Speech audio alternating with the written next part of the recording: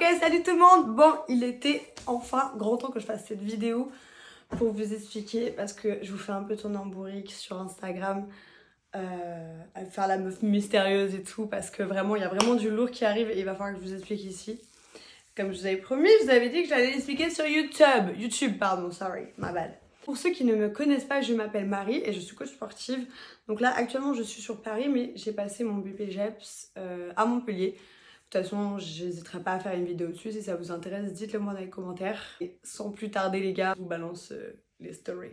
Je vais pouvoir plus vous raconter en détail ce qui se passe, qu'est-ce que je fais, etc. Donc, comme je disais, je vous ai fait pas mal monter le suspense et tout sur Insta. Donc maintenant, il est grand temps de tout dévoiler. Par où je commence? Alors, comme vous le savez, pour la plupart des abonnés que j'ai sur Instagram, d'ailleurs mon Instagram je vous le mettrai là-haut, n'hésitez pas à aller me follow là-bas et mon TikTok aussi parce que je suis très active là-bas du coup. Je vais vous expliquer un peu mon histoire, donc clairement je suis coach sportive depuis 2 ans. Et après du coup par la suite de ce BPGEPS, j'ai fait 1 an un petit peu en salle de sport. J'ai adoré, franchement j'adore le contact physique, sauf qu'en fait maintenant je développe, depuis maintenant le début de l'année, je développe mon coaching en ligne. Ça veut dire que exclusivement des suivis à distance. Comme ça marche plutôt bien grâce à vous. Il y a quelques mois, il y a un coach sportif, youtubeur, qui m'a contacté en fait sur les réseaux. Et de là, en fait, si vous voulez, on a commencé à parler, on a commencé à échanger et tout. Et il s'avère qu'en fait, cette personne, donc elle se trouve à Bali actuellement. Et c'est une surprise pour personne. Je voudrais repartir de la France tout simplement parce que la France, je ne m'y trouve pas mon compte. Mais je vous ferai une autre vidéo à part vraiment pour vous expliquer vraiment plus en détail. Là, je vais m'en tenir à... Je vous dévoile ce qui se passe ici. Il s'avère que cette personne, en fait, elle est déjà sur place. Et genre, on est en train de parler de plans, on est en train de parler de coaching, de collaboration. Franchement, moi, ça me chauffe. Et de là, en fait, je commence à y réfléchir.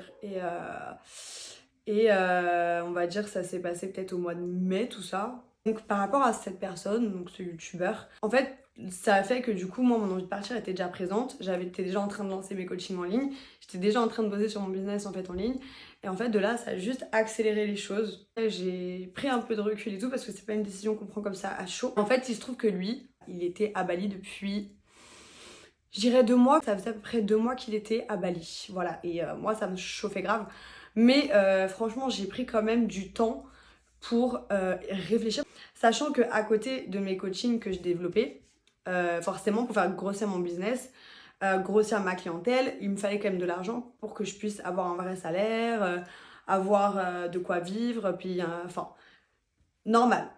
Et en fait pendant 1 an j'ai travaillé dans un club. En fait de là je ne devais pas rester, sauf que je suis passée manager là-bas. Voilà, donc c'est un club qui se trouve sur Paris. Et en fait, il se trouve que clairement, moi, pendant 1 an, je tapais les allers-retours sur Paris, les kilomètres, les bouchons et tout, parce que j'étais en voiture forcément. Je travaillais là-bas la nuit, donc il était hors de question que je prenne les transports et que je rentre à 4-5 heures du matin en transport et tout chez moi, c'est mort. Enfin, il n'y a même pas de transport à 4 heures dans tous les cas à Paris. Mais voilà, ça matchait pas, genre j'étais pas... En fait, j'étais heureuse d'être là-bas, genre vraiment, sauf qu'au bout d'un moment, ça matchait plus avec mes valeurs, ça matchait plus avec ce que je voulais. Et du coup, ce qui s'est passé, c'est que je voulais prendre du recul sur la situation. Et en fait, je suis partie à Osgore. Donc, je suis partie à Osgore en vacances toute seule.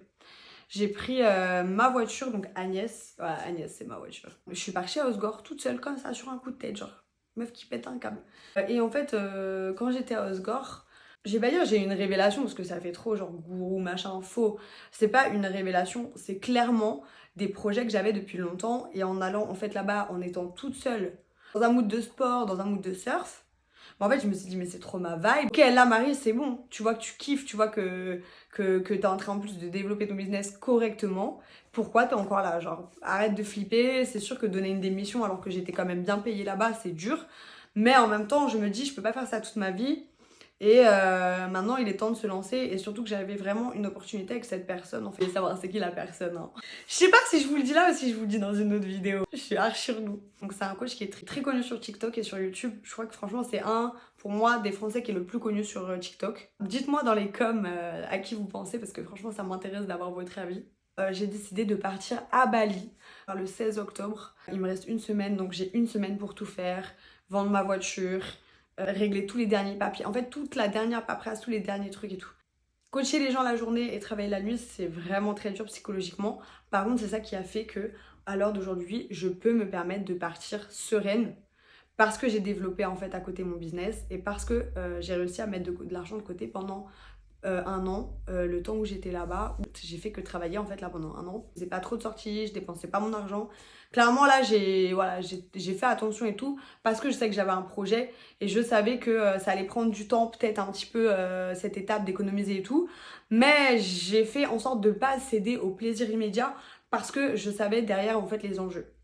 Et que pour moi, ceux qui me connaissent, je vous parle que de mon business, je vous bassine avec ça H24. C'est ma priorité, c'est ma vie, je vois que par ça en fait. Alors forcément, c'est une passion à la base. Je me vois vraiment pas voir autre chose, les gars, même en étant à Paris avec un bon salaire, ça m'attire pas en fait. Ça m'attire pas. Donc le monde de la nuit, on va pas se mentir, c'est pas du tout compatible avec le métier de coach sportif à côté. Ça m'a bien aidé certes pendant un an, mais ce n'est absolument pas compatible.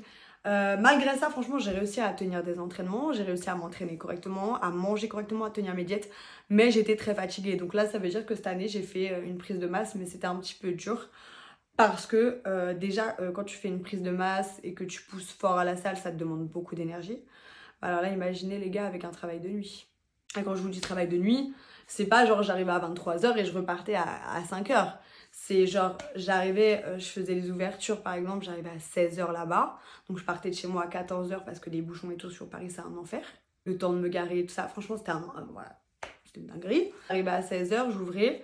Jusqu'à 6h du matin parce que pareil en tant que manager je sais pas, je badge et je me casse en fait, c'est que derrière bah il faut que je compte les caisses, Bali ça a toujours été une destination qui m'a toujours attirée. En fait j'ai toujours trouvé un petit peu côté cette vibe que j'aime beaucoup, c'est-à-dire plage, soleil.